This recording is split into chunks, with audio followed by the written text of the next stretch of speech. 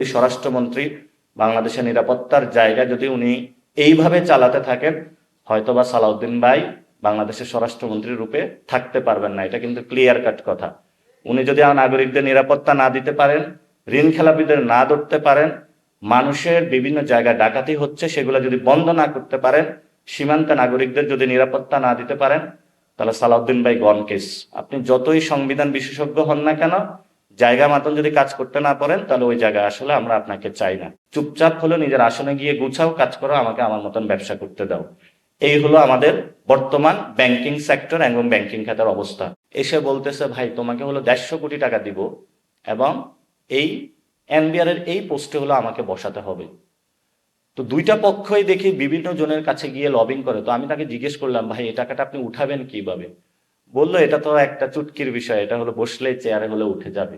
এবং একটু আগে উনি বলেছিলেন এনবিআর এর মধ্যে অসাধু কিছু কর্মকর্তা যারা এই ধরনের দুর্নীতিগুলোর সাথে জড়িত। তো আমরা একটা শক্ত স্টেপ নিয়েছিলাম। তারপরে হলো গণতন্ত্রের যারা প্রতিনিয়ত মুখে ফেনা তোলে, তারাও দেখলাম সে আন্দোলনে অংশীদার হয়েছে। যেই কোনো মূল্যে হলো এনবিআর এর সংস্কারকে বাধাগ্রস্ত করার চেষ্টা করেছে, ফলত সেই সংস্কার ব্যবস্থা বাস্তবায়ন করা যায়নি। তো আমাদের প্রথমত বাংলাদেশে যদি কর ব্যবস্থা সংস্কার আমরা না করতে পারি, তাহলে জিডিপির যে অংশ এবং রাষ্ট্র কাঠামো যে মেরামত করা চালানো, সেটা অনেক দুঃসাধ্য কাজ হয়ে পড়বে। এবং রাষ্ট্রের জায়গা থেকে যদি দায়িত্ববোধের জায়গায় আমরা না আসি, আমরা ট্যাক্স দিতে প্রস্তুত আছি। আমি একটা কর্পোরেট কোম্পানিতে জব করেছিলাম।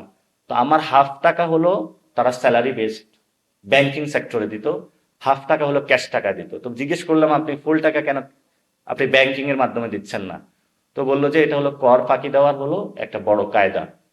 পরবর্তীতে আমরা যে আমাদের ফাইন্যান্সিয়াল যে এক্সপেন্স শিট গুলা মেনটেন করতাম, লাইক দ্য 2024 এর এক্সপেন্স শিটটা, অথবা আমরা সেই ডেবিট ক্রেডিটের যত আমাদের সবকিছু আছে, এটা দেখা গেছে 2014-এ থাকতো। তো একদিন হলো আমি অফিসে বসে ল্যাপটপে কাজ করতেছিলাম। তো একটা দুপুরের বিরতির পরে দেখি হলো ল্যাপটপ নিয়ে সবাই অফিস থেকে হলো দৌড়ায় অন্য জায়গায় চলে যাইতেছে, বড় বাংলাদেশের কোম্পানি। তো পরে খুঁজে পাইলাম যে হলো এটাতে এনবিআর এর লোক এবং অন্যান্য যারা ট্যাক্স অফিসার তারা আসতেছে, এই জন্য ল্যাপটপের মধ্যে সব ডাটা, এই জন্য হলো দৌড়ে চলে যাচ্ছে। আর একটু পরবর্তীতে খোঁজ নিয়ে দেখলাম যে ওই অফিসের বড় বড় যারা কর্মকর্তা কর্মচারী, এনবিআর হলো তাদের প্রতিদিন একটা বড় ধরনের যাতায়াত আছে। সে যাতায়াতের মধ্য দিয়ে এই ট্যাক্স ফাঁকিগুলো তারা দিয়ে থাকে। সেই জন্য আমরা যে আলোচনা আজকে এখানে আয়োজন করেছি, এটা দীর্ঘদিন কথা চলছে। ভবিষ্যতেও যাতে আমরা কর ব্যবস্থা সংস্কার করতে পারি এবং জনগণের মধ্যে উৎসাহ অংশগ্রহণমূলক কর ব্যবস্থা আমরা আয়োজন করতে পারি, ইনশাল্লাহ এনসিপি যখন ক্ষমতায় আসবে তখন আমরা এই নিশ্চয়তা বিধান করব, যাতে হলো বড় বড় রাঘব বোয়াল আছে যারা ট্যাক্স ফাঁকি দিয়ে যাচ্ছে, তাদেরকে আমরা ট্যাক্সের আওতায় নিয়ে আসব।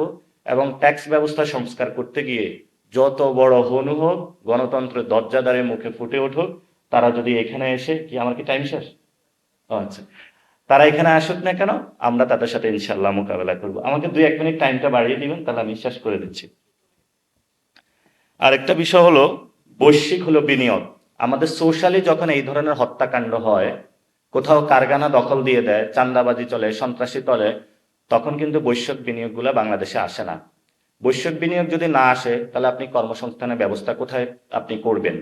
এখন বৈশ্বিক বিনিয়োগে যারা আমাদের এখানে ইনভেস্টর আছে, তারা সরকারি সচিবালয়ে না গিয়ে দেখি পলিটিক্যাল পার্টি অফিসগুলোতে ঘুরে।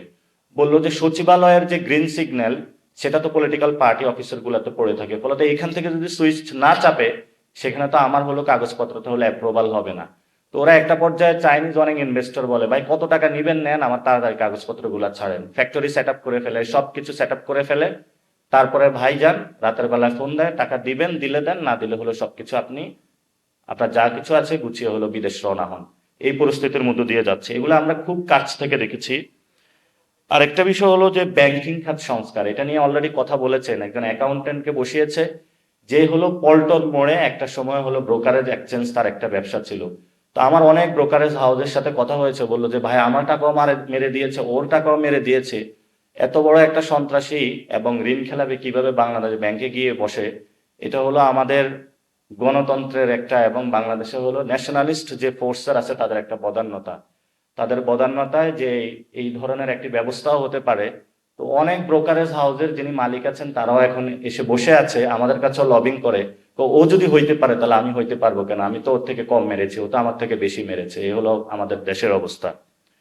শেষ যে দুইটা টপিক, পুঁজিবাজার উন্নয়ন। পুঁজিবাজারের মাফিয়া থেকে শুরু করে আজকে পুঁজিবাজারের অন্যতম মাফিয়া ছিল সালমান এফ রহমান। সে বলতেছে এত গরম লাগতেছে যে আমি গরমে হলে মারা যাবে। সেই যে পুঁজিবাজারে অনেক মানুষকে নিঃস্ব করেছে, যেই মানুষগুলো হলো গলায় দড়ি লাগিয়ে আত্মহত্যা করেছে। আপনার ট্রাস্ট, জনগণের আস্থা যদি না থাকে আপনি কিন্তু অর্থনৈতিক কর্মকাণ্ড চালাইতে পারবেন না। অর্থনৈতিক কর্মকাণ্ডের অন্যতম একটা জায়গা হলো আস্থা। আস্থা যদি মানুষের মধ্যে না থাকে, আপনি যদি মনে করেন যে ঠিক আছে আমি অনেক কষ্ট করে ইনকাম করলাম, এই টাকাটা ব্যাংকে রাখলাম, ব্যাংকে রাখার পরে এসালাম হলো ওই টাকাটা নিয়ে গেল, এবং ব্যাংকের কাছে যাওয়ার পরে ব্যাংক বলল যে একজন বড় মাফিয়ার কাছে আমি ইনভেস্ট করেছি, আমি এখন পাচ্ছি না, আমি এখন অসহায়, তোমার টাকা দিব কই থেকে? ওই ব্যাংক মালিক হলো পরবর্তীতে একটা সচিবালয়ে গিয়েছে, রাজনৈতিক অফিসে গিয়েছে, সেখানেও তাকে বলল যে ভাই আমাকে উদ্ধার করেন।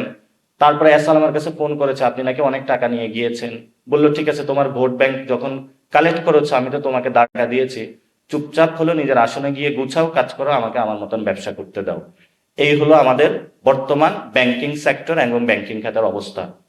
শেষ যে বিষয়টা, কর্মসংস্থান কেন এটা জরুরি, আজকে আতিক ভাইকে অনেক ধন্যবাদ এই টপিকটা যোগ করার জন্য। কারণ আমাদের বর্তমান যারা তরুণরা, আমরা কিন্তু কয়েকদিন পরে বৃদ্ধ হচ্ছি। কারণ আমাদের যারা প্রাইভেট সেক্টরে জব করছেন এবং সরকারি সেক্টরে জব করছেন, তাদের যদি পেনশন কাঠামো যদি সংস্কার না করা হয়, ভালো মতন গড়ে না তোলা হয়, সোশ্যাল সেফটি নিডস গুলো যদি তাদেরকে না দেওয়া হয়, তাহলে এই 50% তরুণ কিন্তু আগামী 10, 15, 20 বছর পরে তারা কিন্তু বৃদ্ধ হচ্ছে। যখন তারা বৃদ্ধ হবে, তাদের এই জায়গাটা যদি আমরা ঠিক না করতে পারি, পুরো বাংলাদেশের কিন্তু রাষ্ট্র ব্যবস্থা ধসে পড়বে। পরে দেখবেন পুরো বাংলাদেশে হলো সব বুড়া বুড়ি একসাথে রাস্তায় মিছিল করতেছে। তো সবাই তখন বলবে কি রে, তরুণদের আন্দোলন দেখেছি, এখন যে বুড়ো বুড়িদের আন্দোলন দেখেছি। বুড়ো বুড়ি হসপিটালে যাবে, চিকিৎসা পাবে না।